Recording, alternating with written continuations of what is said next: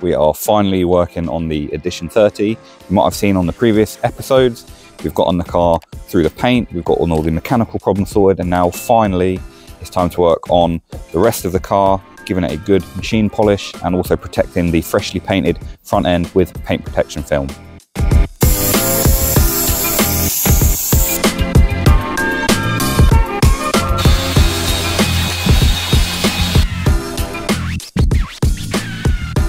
So happy with how it's come out.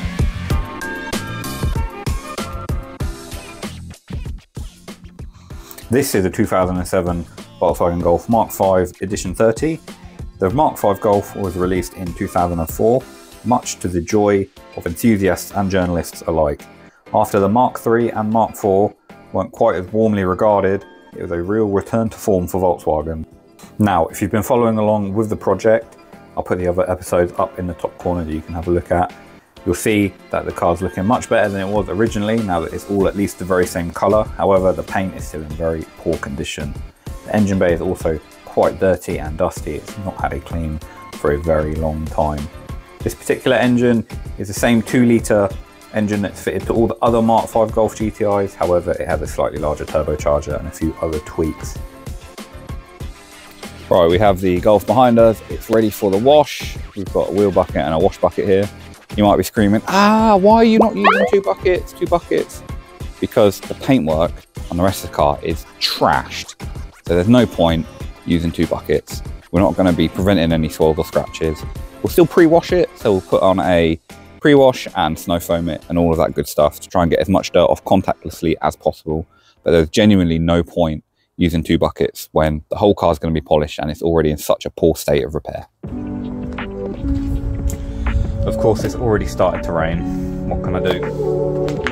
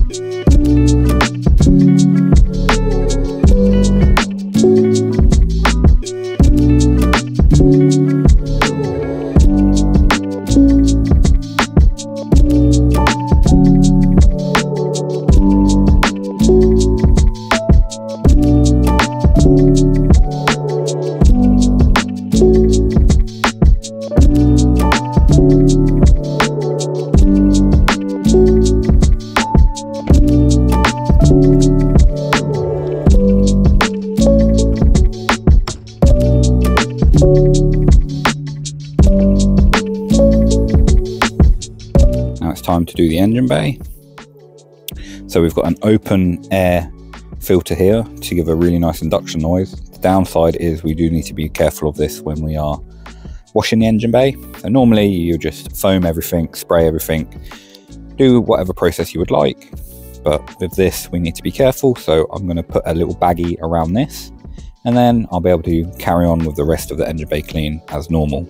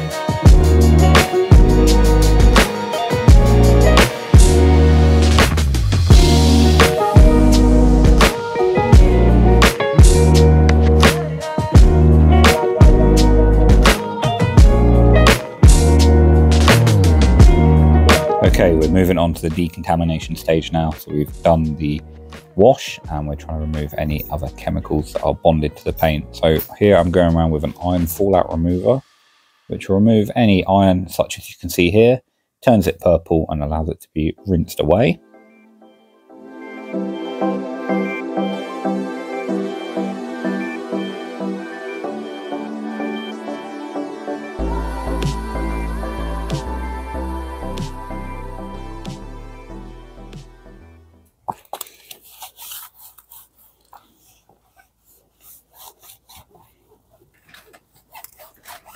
So we're going to use a clay towel, we're going to go around the whole car, keep it nice and soapy for extra lubrication, and then at the end, rinse it all down, and I'm going to spray a hydrophobic sealant, which I can then rinse off, which gives a bit of water behaviour, a little bit of beading, makes it easier to dry the car.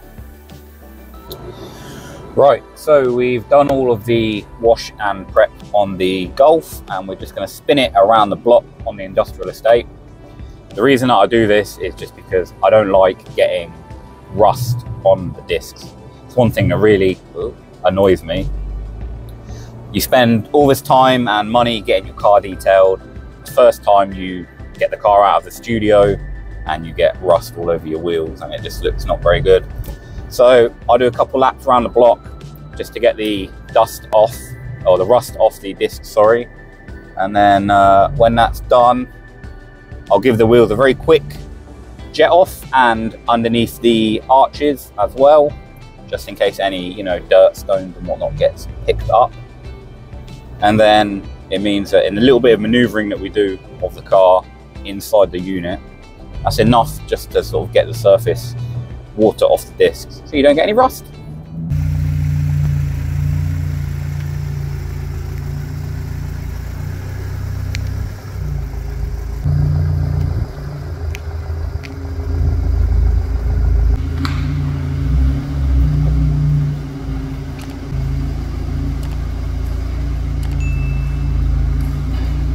So we've got the Golf inside the PPF room now. So we're just going to do a quick inspection. Dried it very quickly. There's still a bit of water, but it's not the end of the world because we have spotless water. So just a couple of things that I've seen. We've got here some bird dirt etching, and there's also another one further along on the roof as well. And I'll just turn the lights off so we can get a more true indication of the paintwork condition. So it looks nice and glossy. However, with some direct lighting, we can see the true condition of the paint,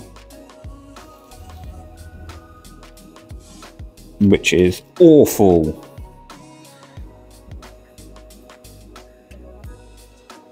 As an idea, this rear quarter has been painted. So the whole rear quarter and a pillar was painted at Smash, and he's finished this down actually quite nicely. So I can't really do any complaints about that. These are very little refinement. There's a few very tiny hazing and like scratches and stuff, but you can't really argue that's a very nice finish. What I did ask Nico to do was leave the bonnet in a more unprepped state for the sake of the video. This is a typical body shop finish. So this is why often when your car is painted, you'll still need to get a detailer or some further refinement involved. So you can see all of the buffer trails here.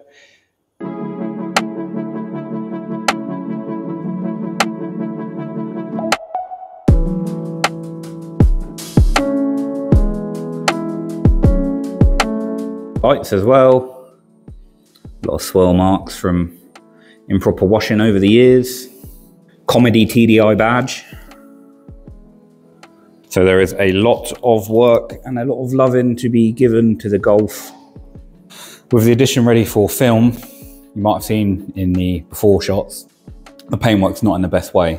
So we are going to be polishing this car before we're putting the PPF on. However, I do want to mention one thing, which is that when you're applying paint protection film, you don't always need to polish, and often polishing can introduce some downsides such as dust and, you know, other mess.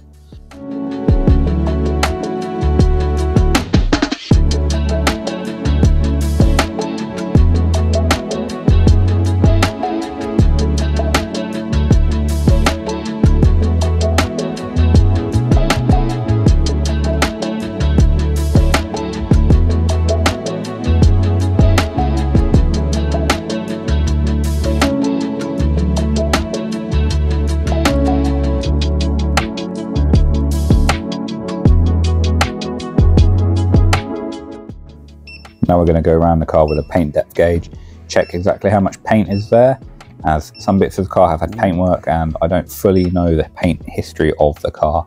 It's a good job I did. As you can see, some of the paint readings are quite low. This means I can pay attention to these areas when I'm polishing.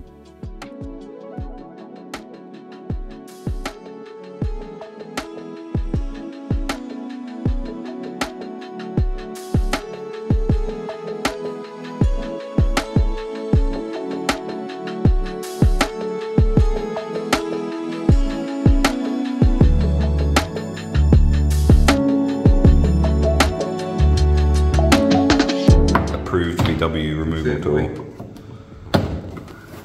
What can't you do with a screwdriver? Find my father. Dom's got some nice ones. See, a way better retention than my old Chinese. I know, I remember my one. The Chinese ones come straight out. I'm not used to a proper one. There we go.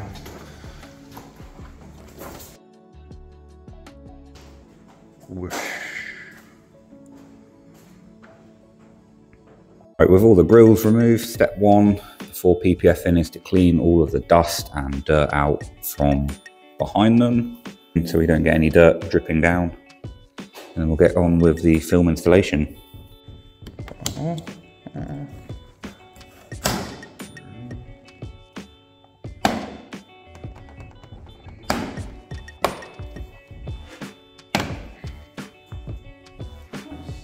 So what we're going to do is we're going to bulk fit or custom fit this car, as there's not any patterns available for it, or certainly not any good patterns. So we're going to measure from here to about here to give us material to play with. We're going to cross cut on our plotter that amount of material, and we're going to custom fit this section above the splitter first, and then probably get it to about here, and there'll be a little join here. And then we'll do the same on the other side, which will be around here, so we'll get all of these areas covered. As it's my own personal car, I obviously want it to be well protected, but if there's a little join here or there, I'm not going to be too fussy, and also we don't have a lot of time to work on it.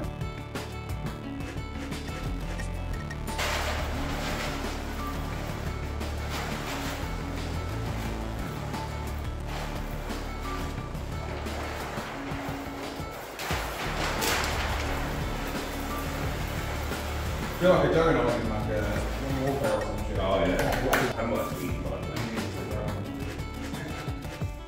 We're so prepared.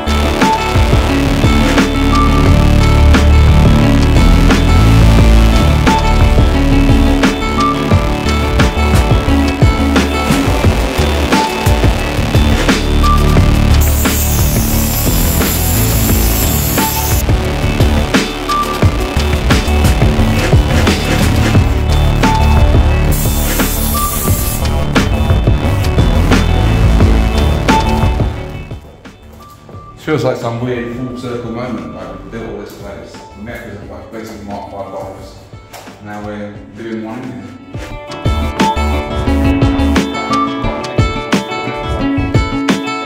Never in my life did I imagine there'd be peace. Right, the corner of the bumper's all on now. We just need to do some trimming and heat sealing the edges.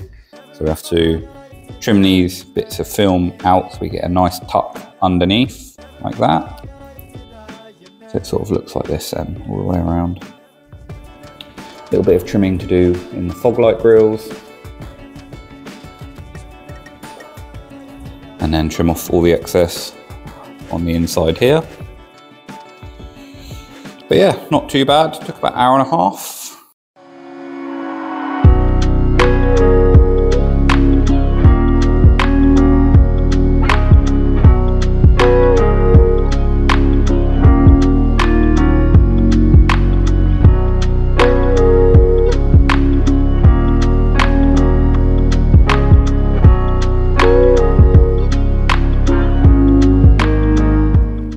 You can see here I've tried to get as many edges wrapped as possible, so I've left a nice bit of material on the top which allows it to be wrapped nicely on the inside of the wing.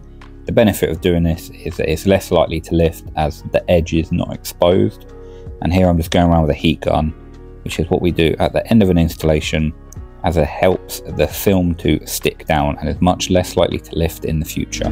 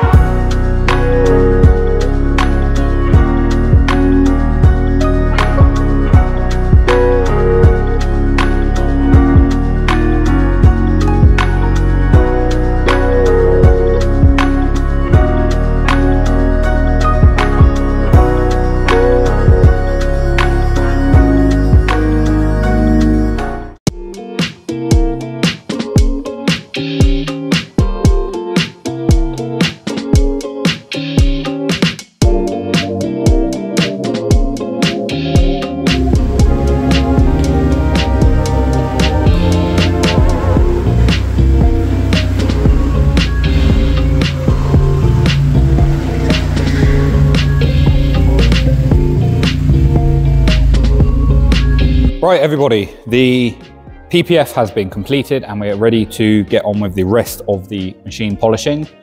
As you saw from the before videos, the paint is really bad, and I'm very much looking forward to getting my teeth in and actually getting all the polishing work completed.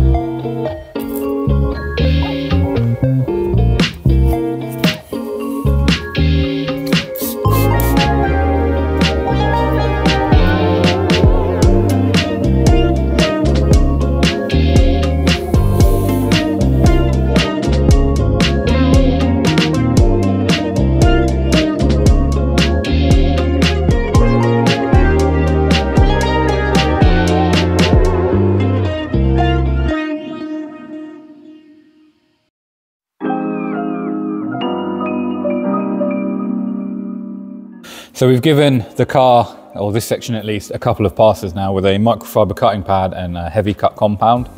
You can see a lot of the swirls have been removed now and all of the other hazing. However, it has left some minor hologramming. It's not too bad. We'll refine that out after we've corrected the whole car.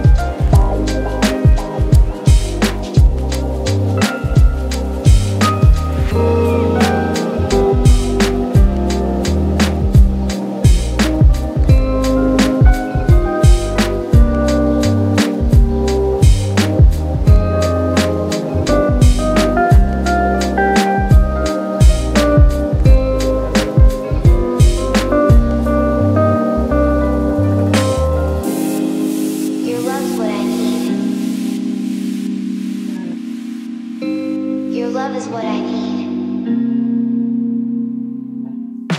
As I alluded to earlier, you don't always need to polish when applying paint protection film.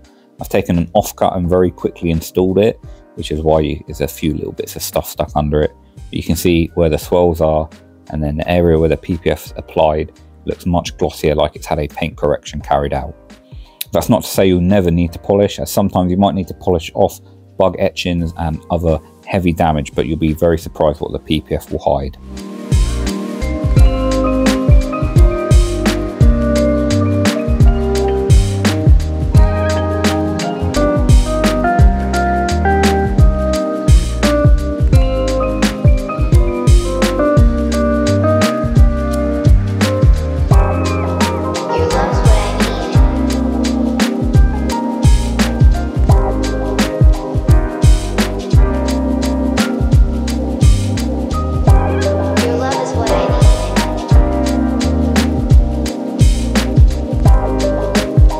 As I peel the tape off here, I'm sure you'll agree that although the paint is very swirled and it's obviously being corrected, the overall paint finish itself is really impressive. There's not a lot of orange peel compared to some of the new cars today, and I can't help but thinking that paint quality back in the day was much better. Even though this car isn't that old, it's from 2007, I think cars of today have much more orange peel than this does. Right guys, we have finally polished all of this side, so now I'm going to go around and do this side. Everybody has their own preference of how they want to polish a car. Personally, I'll start on the roof. I'll do the roof and the A-pillars and the mirrors. I'll get the car up to height. I'll work my way down one side, and then I'll go down the other side, and then I'll do the bumpers at the end. So I'll do front and rear bumpers at the end. However, on this car, as we have put paint protection film on, we don't need to polish the front bumper.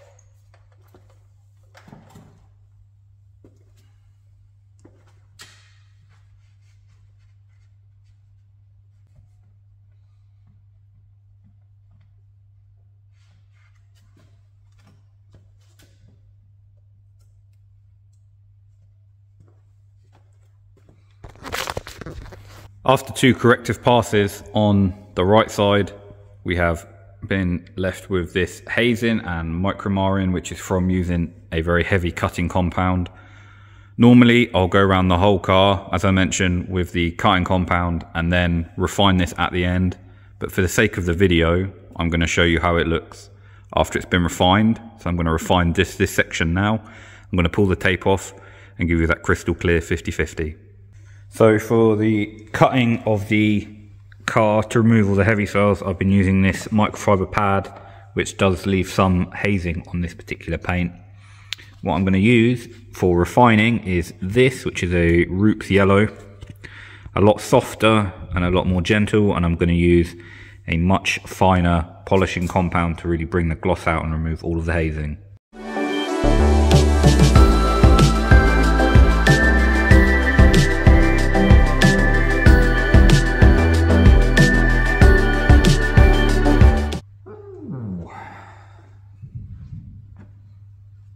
Very nice. Yes.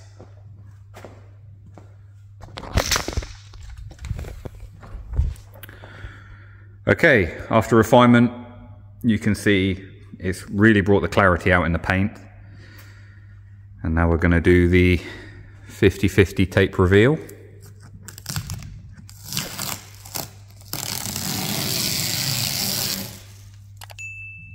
Check that out.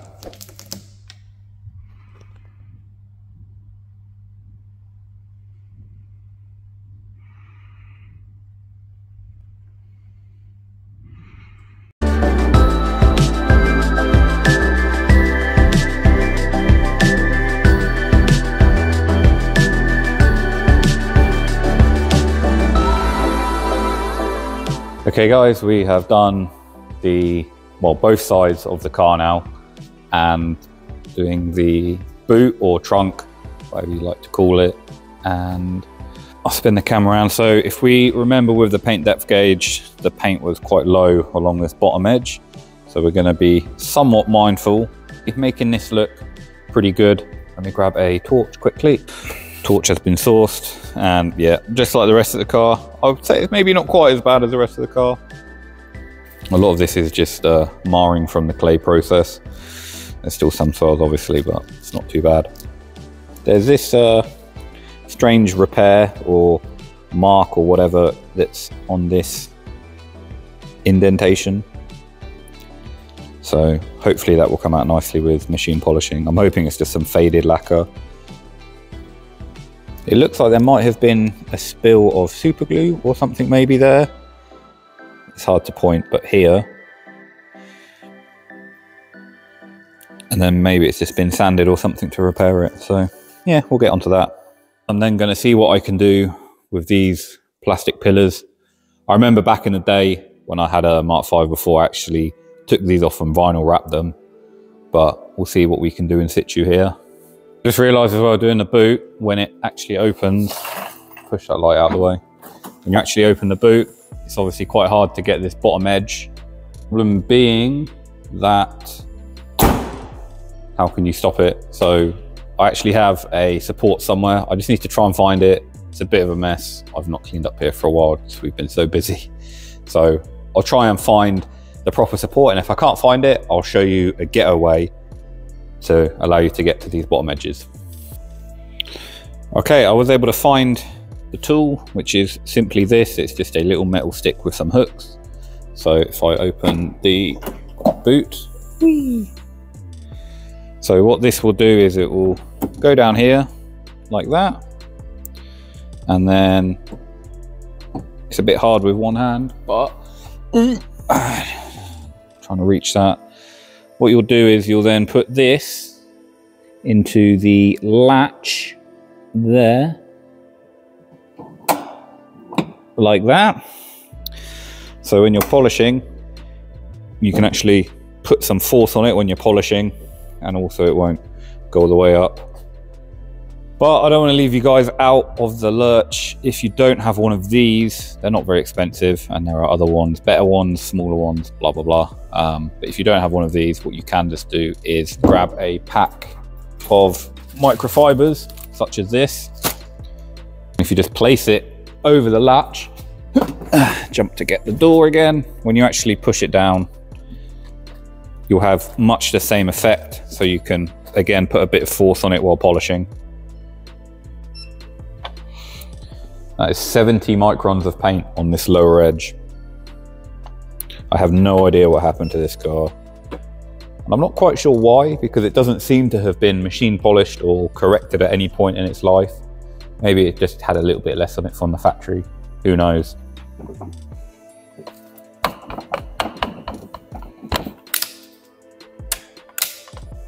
Power would help. What is it with me and not plugging things in properly, huh? Take two.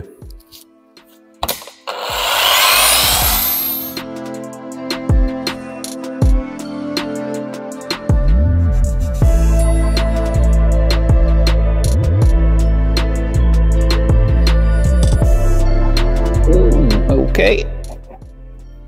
We'll take that. Put the torch of truth on it. There's still a few deeper swirls here at the bottom, but does not appear to be too bad. Let me grab the camera. Okay, so sometimes being a detailer is knowing when to stop. We've already checked, and this edge, well, the whole boot, but specifically this lower part, has very thin paint. So if we have a look at the before, it's not nice at all, very swirled, and obviously the clay marring as well. But on the side that we've now polished, you see it's a lot better, a lot more clear. And I don't see the point in chasing perfection on a panel that has already got compromised paint depths.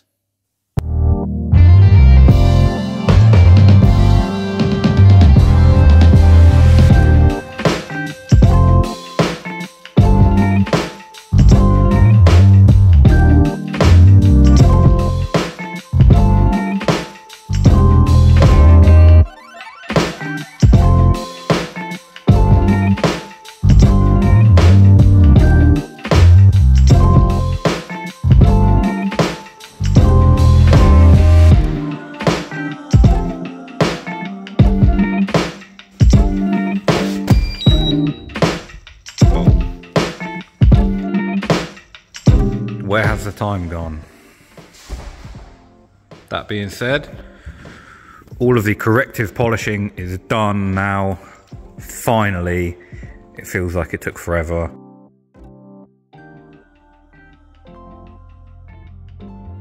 For little tasks like these, this Flex cordless polisher comes in very handy.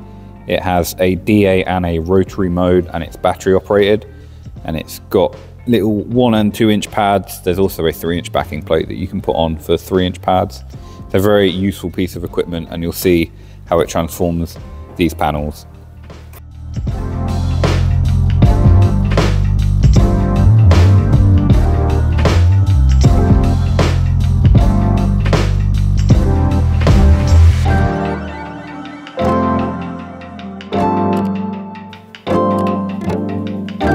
As I mentioned, this headlight does not look as good as it can. It's got a lot of stone chips, it's quite cloudy, it's had some UV damage.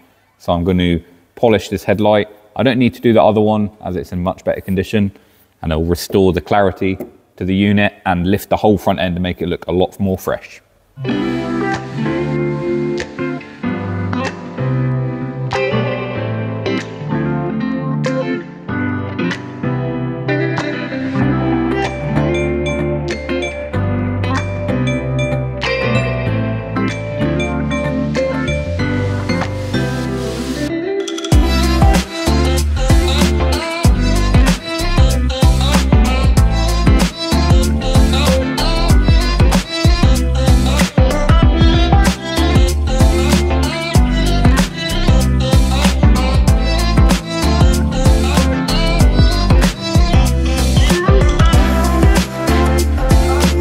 So the headlight's been given a quick sand and polish. It's not 100%.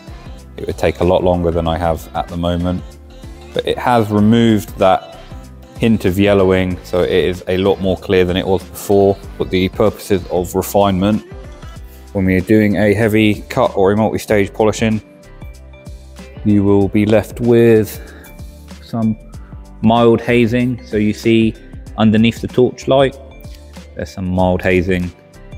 They're holograms. That's not polish residue or anything like that. That's holograms from the corrective process. So we're going to go around with a much finer pad and polish.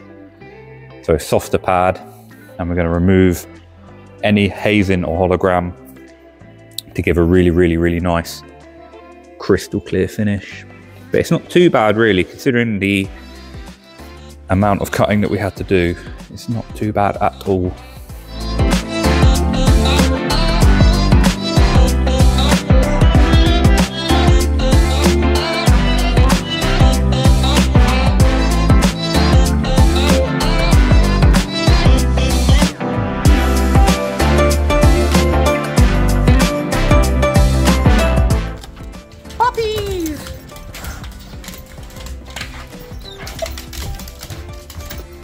This one is Harley. She is new. She's about a year old. She's a rescue from Romania. We've had her for about 2-3 months and she's settled in amazingly. This crazy one, the black one, she's called Lexi, and we've had her since she was a little puppy. She's adorable. Whoa! Hello, Daddy. And do you want to go out? Come on. Whoa! The craziness. Blip. wax, but why would you do that if folks don't wanna listen? I could accrue ash and cloth from 2 sacks and preach with profit vision. Eyes wouldn't get too bad, I'm serving up true facts, but these folks swallow fiction. So I was about to give up, but God said, wait, make peace with a struggle, make war with your bubble, come on. It's you versus you in the octagon. Don't tap face down, I'm the mad legs trapped at a final way to. Right guys, we are now ceramic coating the car for the final layer of protection.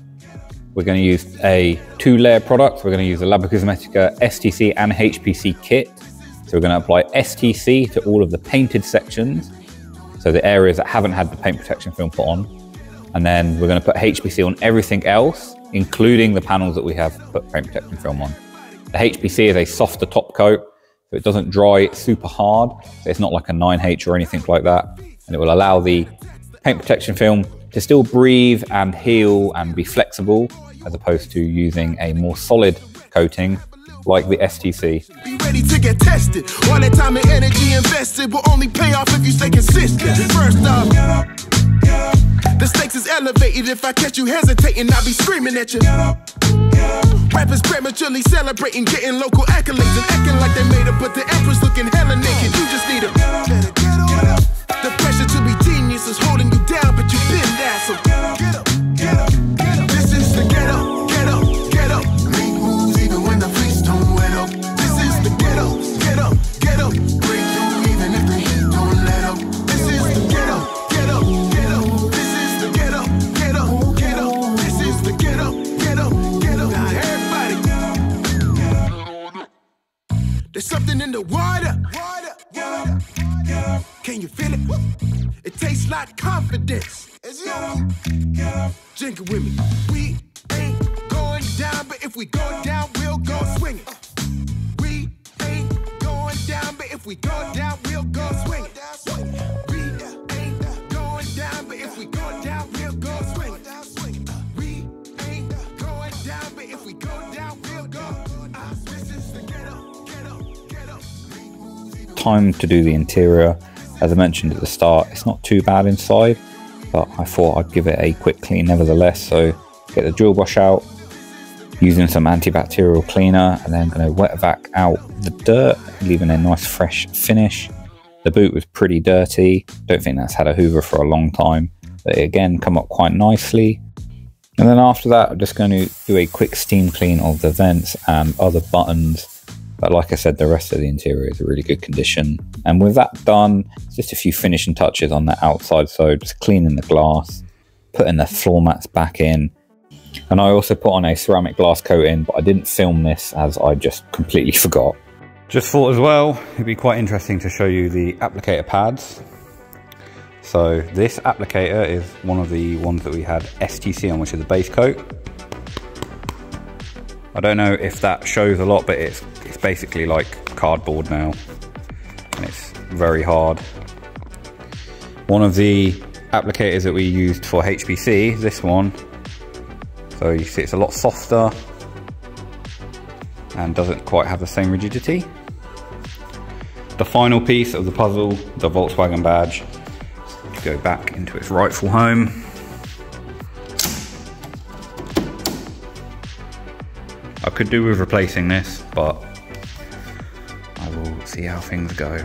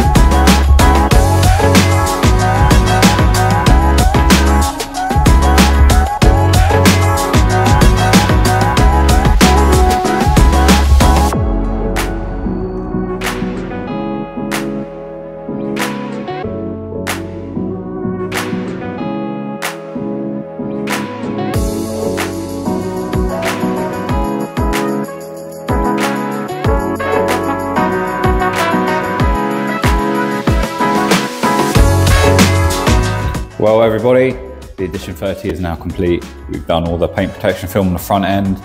We've machine polished and ceramic coated the rest of the car, and it just looks incredible. I'm so happy with how it's come out. It's been a lot of work and the transformation has been incredible. You might have remembered the state that the car was in when it came, and now if you look at it, it almost looks like a new car. And I'm very grateful to every single one of you who has followed along with the project and the transformation, whether that was the mechanical side or the paintwork at Smash or the detailing here. So I want to say thank you to every single one of you who's watched the videos, who's commented, interacted with us. It seems that Mark V Golfs mean a lot to a lot of people.